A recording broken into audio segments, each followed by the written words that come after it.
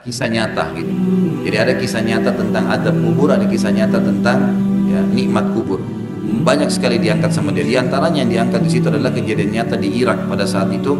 Ada seorang yang lagi menggali kuburan, tukang penjaga kuburan, kemudian dia menggalinya lalu dia ingin memasukkan jenazah.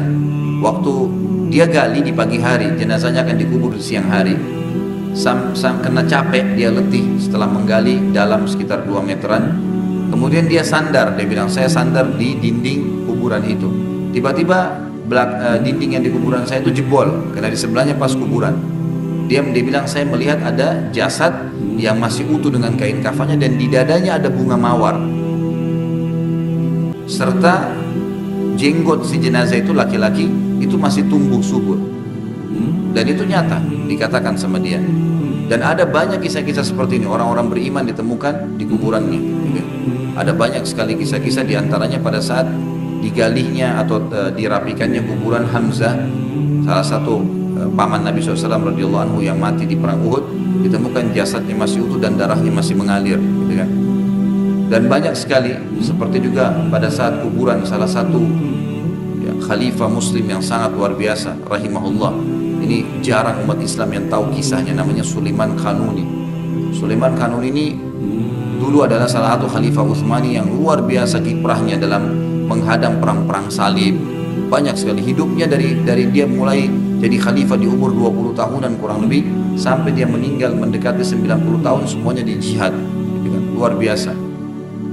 Waktu dia mati, dia sempat membawa, dia minta tulis wasiat, dia minta ada satu kotak dibawa dikubur bersama dia.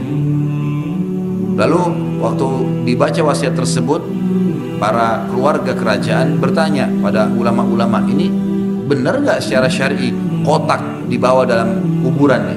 Lalu mereka khawatir jangan sampai kotak itu ada emas dan berlian atau apa harta gitu. Pada saat disepakati oleh para ulama, ini dibongkar dulu, dibuka. Mau tahu apa ini? Kalau harta nggak boleh dibawa ke kuburan. Waktu dibuka ternyata isinya semua adalah surat-surat fatwa para ulama.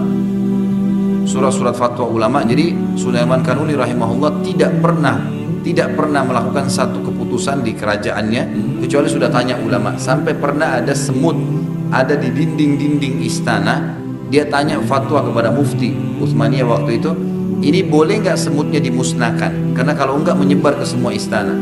Lalu fatwanya itu dibolehkan, dihilangkan gitu kan.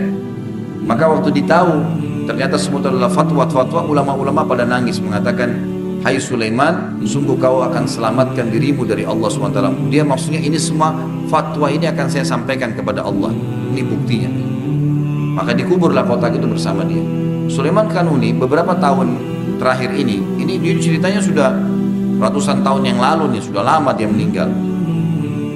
Beberapa tahun yang lalu di Turki lagi diperbaikin kuburan itu, ditata sedemikian rupa, dibongkar untuk dirapikan, ternyata ditemukan jasadnya masih utuh, jenggotnya masih utuh, kain kafannya masih utuh, karena dia mati syahid di kancah peperangan. Dan ada banyak kisah-kisah begini, banyak sekali, luar biasa. Begitu pula juga dengan orang-orang yang disiksa di kubur, terlalu banyak ceritanya. Di antaranya seorang ulama tabi'in, tapi di kisah ini tidak disebutkan namanya, seingat saya.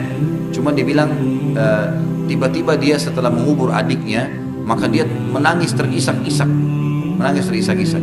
Waktu dia lagi menangis terisak-isak, murid-muridnya bilang, wahai imam, wahai kiai kalau gitu, wahai imam, anda mengajarkan kepada kami hadis Nabi SAW tidak boleh niyah itu teriak-teriak, nangis. Kalau orang mati nggak boleh, dilarang dalam Islam, karena itu bisa menyiksa si mayit, gitu kan? Sebagaimana sabda Nabi SAW, tangisan yang terisak-isak atau memukul-mukul diri, ya, menyesal, berdoa-doa hal yang buruk karena keluarganya meninggal, itu adalah perbuatan jahiliyah, gitu kan? Perbuatan jahil tidak boleh. Tapi orang ini mengatakan, hai murid-muridku, saya nangis ini tidak bisa ngontrol, bukan karena saya mau melanggar sunnah Nabi, tapi ada kejadian besar yang terjadi. Murid-muridnya bilang, kejadian apa? Dia buka telapak tangannya ternyata ada luka bakar. Kemarin waktu subuh diajar pengajian tidak apa-apa, ini waktu sudah dikubur adiknya habis duha, ditemukan telapak tangannya kena luka bakar, jadi seperti orang pegang besi yang terbakar gitu. Maka murid-muridnya bilang, ada apa dengan tangan anda? Dia bilang, tadi waktu kalian sudah mengantar adik saya ke kuburan, saya pun tadi ada yang kalian baru aja pisah mereka nih, ceritanya dari kuburan tadi. Waktu kalian semua sudah bubar, saya tinggal sendirian. Dan saya mendengarkan suara adik saya yang teriak-teriak ketakutan, kesakitan.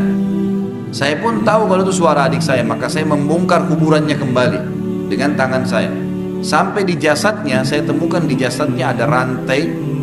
Ada rantai, ini jenazah ya. Dia bilang, saya temukan ada rantai, rantai itu menyala dengan api, melengket di badannya. Dan saya berusaha mau melepaskan dari jasadnya, maka tangan saya pun kena luka bakar. Maka baru saya sadar kalau itu adalah azab kubur, dan ditutuplah. Ternyata adiknya ini orang yang malas sholat. Tapi ini seorang ulama tabi'in, kisah nyata. Dan Ibnu Rajab mengangkat ada banyak kisah-kisah nyata seperti itu, tentu dengan orang-orang yang bisa terpercaya. Maka beliau menukil. Ini berarti memang menguatkan kepada kita, memang ada. Saya juga tahu di Indonesia cukup banyak kejadian seperti itu ya, cukup banyak. Di antaranya pernah di kota Makassar itu ada orang yang kerjanya mabuk terus. Waktu saya masih di sana, mabuk terus. Orang ini mabuk sampai meninggal dunia. Gitu. Waktu mau diturunkan jasadnya, subhanallah, waktu sudah digali, sudah tinggal diturunkan jasadnya, ditemukan ada ular yang keluar dari dalam tanah, melubang tanah itu terus keluar, terus mematok-matokkan mulutnya, gitu ya. Jadi seperti mau memakan jenazah ini gitu. Lalu kata imamnya waktu itu, coba pindahin deh, yang lahat yang lain, galiin yang lain. Digali, sudah selesai digali rapi, waktu mau diturunkan jasadnya, keluar lagi ular yang sama. Dari bawah tanah sama, bongkar tanah, keluar lagi. Sampai 3 kali.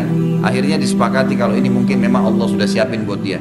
Waktu diturunkan jenazahnya, gitu kan, orang-orang yang turunkan tidak diganggu sama ular ini. Ular ini matanya cuma tertuju ke jenazah tadi. Begitu diturunkan, sudah ditutup, mereka keluar, mereka memberikan kesaksian, mengatakan bahwasanya ya, kami mendengarkan suara seperti tulang yang sedang dimakan. Dengar, itu kisah nyata dan ada banyak kisah-kisah seperti ini, banyak. Ini bukan sebuah rekayasa, bukan menakut-nakuti, tapi memang fakta begini, fakta. Ya. Itu memang fakta lapangannya dan ini lebih menguatkan lagi dalil yang sudah kita sebutkan. Ayat Al-Quran sudah cukup dan sunnah Nabi SAW sudah cukup buat kita orang beriman. Tapi fakta lapangan menguatkan kejadian-kejadian seperti tadi. Makanya Nabi SAW selalu meminta agar dijauhkan dari siksa kubur ini karena memang berbahaya sekali. Dia akan datang bagi semua orang yang tidak sempat taubat kepada Allah Azza wa Jalla.